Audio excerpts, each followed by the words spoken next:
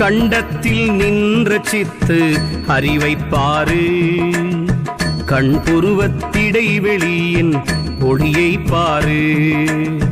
தண்டுத்த நாசினூனி வழியே ஏறி ஷண்முகமா முத்திரையை தாக்கிப்பாரு. அண்டத்தில் ஒளி தோற்றும் நடுவே நின்று அங்குமிங்கும் எங்கின்ற அடவைப்பாரு.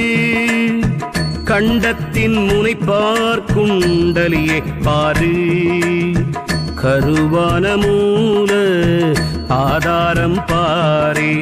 ஓம் நம சிவாய, ஓம் நம சிவாய, ஓம் சிவாய நமः, ஓம் நம சிவாய, ஓம் நம சிவாய.